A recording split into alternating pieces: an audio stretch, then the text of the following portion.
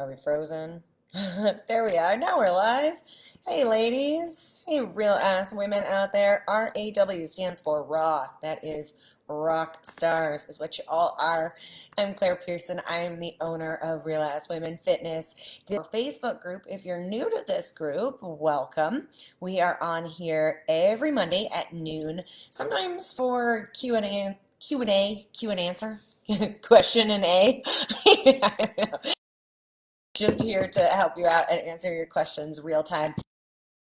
On Mondays at noon, I present coaching content, new trainings, things that are going to help you to take control of your body by taking control of your mind and your habits. If you're watching this live with me, hashtag live, I've been having a problem the past couple weeks not being able to see comments in the section. So those of you who are hopping on right now, will you please write something in the comment section and I'm going to see if I can read it, because it has been a problem lately.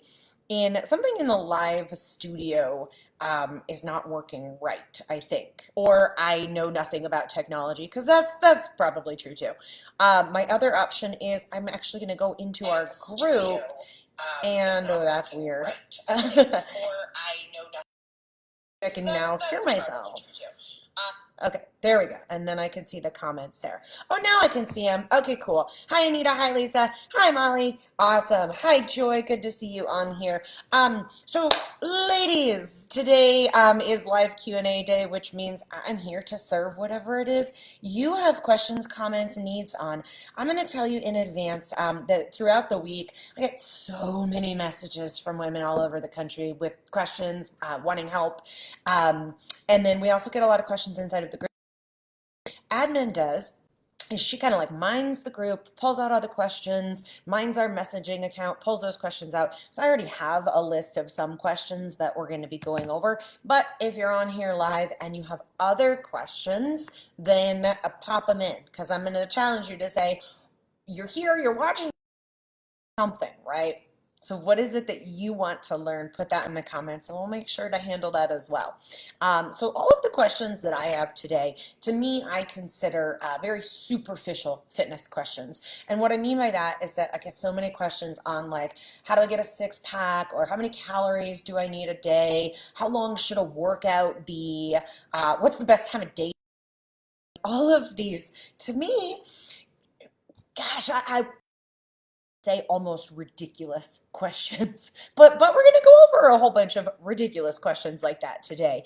But the reason that I say that for the most part they're ridiculous, you guys, is that I firmly believe the answer to all gets you no closer to your fitness goal whatsoever if you are still struggling to consistently execute, right? Meaning I have the knowledge, I know what to do, I'm just not doing it either ever or for long enough. I do it for a few days and then I stop doing it. Most of the time what's happening there is your beliefs about your own capability, your expectations of what you're actually going to get, or your expectations about how hard it's going to be, or you are boundaries, you have a hard time saying no, you're taking care of everybody else, you put yourself last, or stress, you have a very hard time. And when we're stressed out all of the time, when we feel emotional, when we feel anxious, when we feel depressed, when we feel really, really busy, we're in a very reactionary mode and we are not in control of what's happening to take control of our movement and our food choices. Does that make sense to you guys? So if any of that stuff is going on, then the answers to all these kinds of questions are like, cool, I know that, and that's really great to know what the best time of day is to exercise, but how do I actually get to the point where I can get up every single day and numb out the noise of stress and other people's needs and the negative thoughts in my head to go and use that information? That is what I teach more than anything. That's what the Transformation Academy program is about, is how to override what's happening in your head so you can execute the information that you're learning day in and day out, Googling away at, okay? But, I've been a personal trainer for a decade now. I'm going to be 40 in a couple weeks, so a decade doing this. So of course, all of that kind of useless information is under my belt as well, and I do want to share answers with you today about some of those things because it's not useless, but you got to get the behavior shifts and the mindset shifts correct in advance. And then you get to apply intelligent information and intelligent programming strategies to your body and your mind. Okay? It can't go the other way around. You can't look for all the intelligent strategies and then not have the right mindset and the right behavior change to actually execute. Okay? So let's start with some of the questions that have been collected from this week. Our first question, how long should a workout be? So that's super funny because, and a lot of these questions today, I might say the same things, you guys. It is very dependent on what your goal is, where you're at in your fitness process. And yeah, probably those two things most, what it is that you want and where your body is currently at, like what you're training for. Okay. So, and a good example of this, like Joy, you know this, if you have hormone issues, hi Hazel, good to see you on here. If you have hormone issues, then doing high intensity interval training can secrete more cortisol and create more inflammatory cycles in your body. In which case, when you're doing interval training, it's still okay to do, but you want those workouts to be a lot shorter. You know, we don't need an hour of interval training.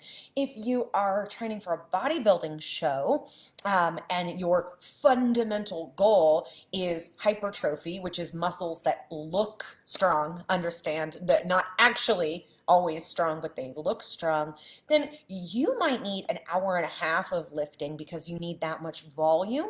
You need that many reps to get those muscles looking that way. So you might be like an hour and a half a day. Okay, so how long should your workout be?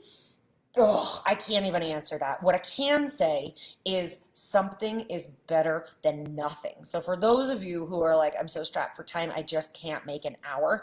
I used to say this at the studio a lot. So I used to own a strength training studio here in Colorado. And sometimes we would finish our workouts in 45 minutes. Okay, but we scheduled our classes at an hour long. And people would be like, why are we done, Claire? What's going on? And I would say, well, because we did what we needed to do for the programming cycle that we're in on this particular day of that programming cycle. We did what we needed to do. Okay. And so that's the intelligent answer, is that I'm not sure where an hour came from as the gold standard of exercise. Super strange that that's what we've all decided is the appropriate amount of time. If you got 5 minutes, girls, go give, like, just bang out as much effort as you can produce for 5 minutes. You know, it's not necessary to always even have that hour, you know. Hazel says, I work out about an hour and a half. Yeah, and you have a goal like that, and then, good morning, honey. My teenager just woke up. Yeah. When you have more time, then you can have those kinds of luxuries too. Okay, next question on here today. Some of these I just, should not say they're silly. I just think that they're the,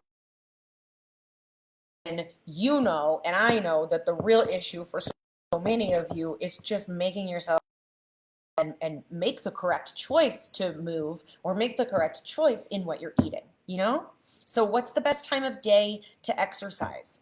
Okay. A lot of theories about the best time of day to work out to best suit your metabolism, to maximize strength gains, to maximize fat burning gains, or like more fat burning. But again, you can see how that answer is so dependent on what your goals are, where you're at right now, and honestly, what your lifestyle is. So my answer to when should I exercise, always across the board, is do it when it works for you.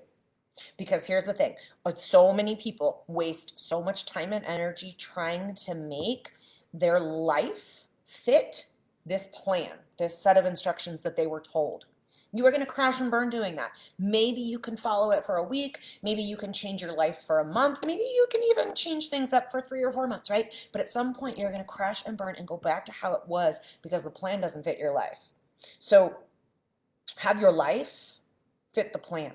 Find a plan that fits your life instead of the other way around. And what that means is you exercise when it works for you. You exercise when you have the most energy, when you have the most extra time, when you have access to space to do so. You've got to make it work for you. How do I stay motivated in the gym was the next question here. How do I stay motivated? Okay, so this question was kind of like in the gym, and I don't know if that means like while I'm actually doing the workouts or like how do I stay motivated to work out, okay? So if your is that how do I stay motivated to work out? I made an entire training on this actually a couple weeks ago called How to Become Addicted to Exercise, even if you hate working out.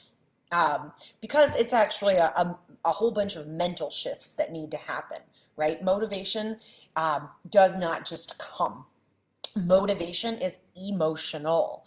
And that's why sometimes we feel really motivated, we feel really jazzed up, and then other times we just feel like, meh, screw it. It's based on an emotional state and emotional swings. So the easiest mental way to become motivated is to emotionalize the feelings of working out, the things you want that workout, what it's building you towards in your future, what kinds of things you're creating. You got to get really, really excited about it. You have to emotionalize what it is that you want and how working out is going to get you there.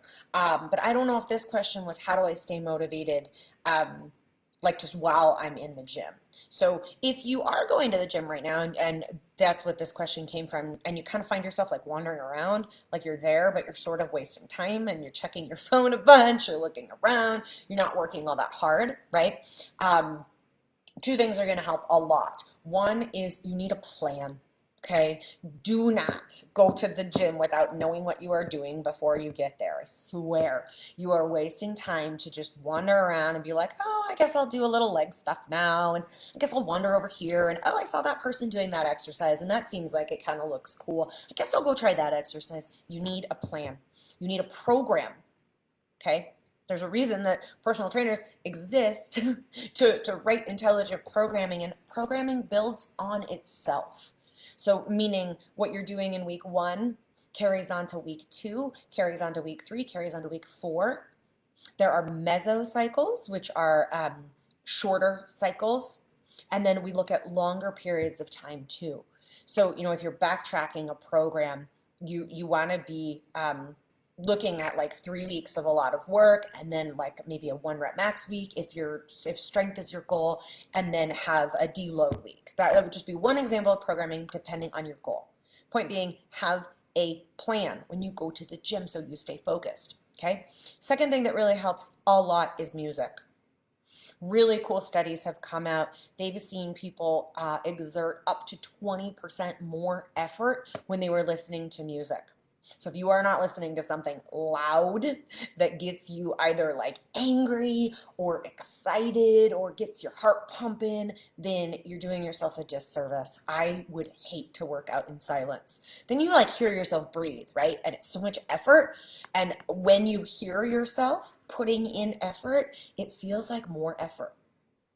Research proven, okay? So do those two things to stay a bit more motivated in the gym. Let's question here. How often should I exercise?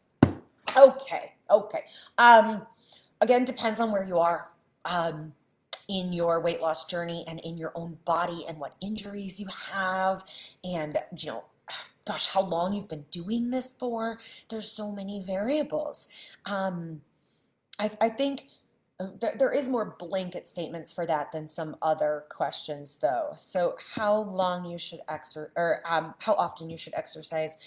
I would say if you are exercising, like if you've been exercising for a long time, and you work out 3 to 4 days a week, you are in maintenance land. You're not going to produce a whole lot more from 3 to 4 days of effort. Now, this, I mean, if you are already a worker outer. If you have never worked out, or it's been a really long time and you've been really inconsistent, then 3, 4 days a week actually is a great starting point. The biggest reason that that is a great starting point is because you need to set yourself up with realistic expectations for yourself. How many times have we crashed and burned because we woke up and we said, today's the day, I'm going to change everything. All the yucky food is going away. I'm going to throw it all out. I'm going to the store. I'm buying all the veggies and all the proteins. I'm going to work out 7 days a week for an hour and a half. I'm changing all this stuff. I'm going to go to bed early. I'm not watching any more Netflix. I'm not going to drink anymore. You set yourself up with so many changes at once that you get overwhelmed. It's totally unrealistic and you can't keep it up. And then when you stop, because of course you're going to stop, that's way too many changes at once to undertake, you feel bad about yourself. You feel like you failed. You feel like you did something wrong. Okay? Ladies, you did not do anything wrong. You're just jumping the gun.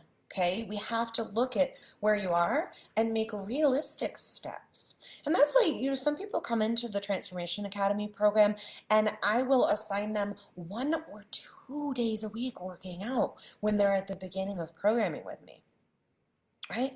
And they're like, wait, I thought I was losing a lot of weight. Okay, well, important for losing weight than exercise actually.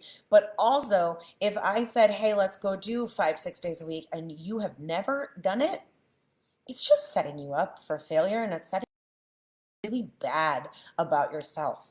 And I am here to tell you, the worse you feel about yourself, the harder it is to pick up and make change. So it's very important that you money in the bank account of self-respect and self-confidence and having pride in your efforts.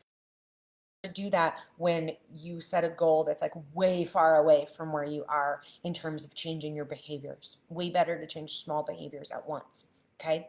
Now, if you are someone who goes to the gym a lot and it's not difficult for you to be making that happen, but you still want to make changes to your body, okay, I said 3 to 4 days a week is kind of maintenance land for those people. You really need to be at, I would say, like 6 days a week. Okay, then we're pump and change. We're pump and change. I don't know what that means. We're making a lot of changes happen. 7 days a week working out with no off day. I don't think that that's really that good for your body. I don't think that's very intelligent. I also think if you are working out 6 days a week, you need to manage the volume of your reps so you're not really overdoing it in your volume. And you need to rotate your training cycles between interval training, cardiovascular work, endurance work, strength work, all of that. We're not just going to hammer out one thing for 6 days, like 6 leg days in a row or something like that. Let's check out stuff happening in the comments, y'all. Hazel telling us all about her workouts. I know, girl. Molly, how do I stop the impulsive eating? You and I were messaging earlier, and I am going to try to give you a ring here later this afternoon. It's such a big question. I don't think I could even begin to dive into an appropriate answer for that on one training session. I think that impulsive eating and impulsive actions of any kind, actually. So whether it's the desire to eat a whole bunch, or it's the same impulsivity to go, I'm just going to sit on the couch because I don't really feel like working out right now. I really like that couch. That feels really good right now. It's wanting to do one thing instead of what of you wants, right? It's like two little voices on your shoulders, and one of them desperately wants to make those changes in your actions and in your thoughts and your habits, and then this other part is just right there craving the same stuff, whether it's emotional eating, whether it's eating too much and like just very impulsive about it, whether it's just sitting down all the time. Okay, there's just this other voice that keeps you really stuck there. What that voice is, you guys, is Honestly, it is just your current set of habits. So what do habits come from? And this is so deep. Again, this is what we do through the entire 16 weeks of the Transformation Academy program. And there's coaching calls every week for an hour. So it's not something that we can dive through here in the depth that it deserves. But I do want you to understand this. It's all the yucky habits over here that you have lived with for your whole life, that you're used to, that feel normal, that feel comfortable, that your brain enjoys, okay? Versus this other little voice over here that wants more, that wants to step up in life to be the best version of yourself, that wants more confidence, that wants to feel comfortable in themselves, right? And those voices are really at odds with each other for a lot of you. Okay, and what those voices are is the habits that you have always executed versus things that you know you would like to change. And so habits come from thoughts, feelings, behaviors, your stories, your expectations. They're all things that come from inside. Okay, while a habit is actionable on the outside, something that we can see ourselves execute that habit, it comes from a whole smorgasbord, is that a word, of internal things. So in order to change the habit, we've got to dig in on changing the thoughts, the feelings, the behaviors, the stories you're ruled by, and the expectations you currently have about yourself and your life. Now, that's a big order of business. There's a lot going on there. But good news is, in the last decade especially, there's been so much research and so much guidance on how to stop being ruled by the stories of yesterday of I can't and I didn't and it's always been this way and I guess I'm just that kind of person, right? On how to change what you expect for yourself, what you see as possible for tomorrow, what you see as your capabilities for today, on how to change what you're feeling instantly. Instantly. I could get you to feel incredibly happy right now or incredibly stressed out and anxious right now by helping you to shift your focus, to visualize, to feel it, to see it, to hear it, to put yourself in that moment and get yourself so that we can create more negative thought right here on the fly, or we could create more positive thought, right? So there are many strategies to shift those thoughts. There are many strategies to shift behavior. We know that it's easier to start a new habit when you pair it with an existing habit, such as if you always brush your teeth every day, right? So if you're attempting a new habit like working out, there's a significant amount of research that says if you put the running shoes on right after you brush your teeth, old habit to new habit, and it makes it easier for a new habit to stick. This is all neurological and biological research. It's all evidence-based and science proven. Just like how do I build muscle mass or how do I lose body fat? And that's really the goal. That's really the job that has to happen, that you have to do in order to stop something like impulsive eating. It really is a habit shift. There's no program, there's no eating plan that's going to make you enjoy the good stuff more and not want the bad stuff, or eat in the right quantity just because somebody told you what that quantity is, right? Work if we don't shift the thoughts, behaviors, beliefs, expectations, and stories that you are currently living by. When you put them all together, equal your current personality. And your personality is your personal reality. But it is totally changeable. The brain is totally malleable. It's called neuroplasticity. It basically means that we can change the way our brain is wired together, just like you can change your body. The fat that you're holding onto, the size of your muscle can change how your brain is wired together, what you focus on. So, like I said, Molly, it's just such a huge question, huge, huge, huge, and I hope that that helps just in terms of understanding, like it's not even like a you problem because you're not really your brain. Your brain is just this collection of thoughts, behavior, stories, experiences, things that happened when you were 10 that you're still holding on to, and you don't know these things. We don't have an awareness of it because on a subconscious backseat basis, but it's running the show every day. So I think a good first step, and I think I said this to you already, Molly, but for all of you, first step is to stop emotionalizing the negative choices. And what that means is stop giving yourself shit when you do something that you know wasn't part of the plan, when you do something that isn't getting you to your goal actions. The thing you do is berate yourself, judge yourself, talk down to yourself. Why am I doing this? What's wrong with me? Okay? Stop emotionalizing negative choices. They're going to happen. So let's just flip that expectation and go, sometimes that is going to happen. And if I do it less than yesterday, then hey, pat on the back. I am in the right direction to make a change. I don't need to for the 8 things that I think I didn't do right when I did this one thing better than yesterday. So that's a shift in focus. And that is honestly, it's a self-love thing.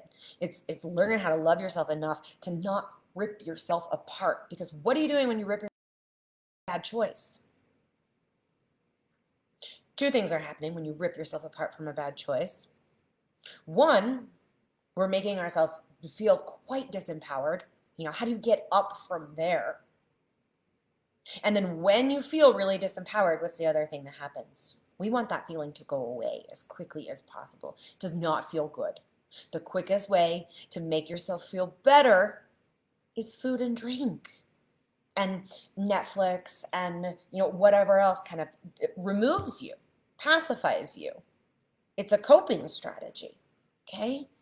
So you're coping with the negative thoughts that you're feeling about yourself, but you are the one that is creating those negative thoughts by being so judgmental, by emotionalizing your choice so much.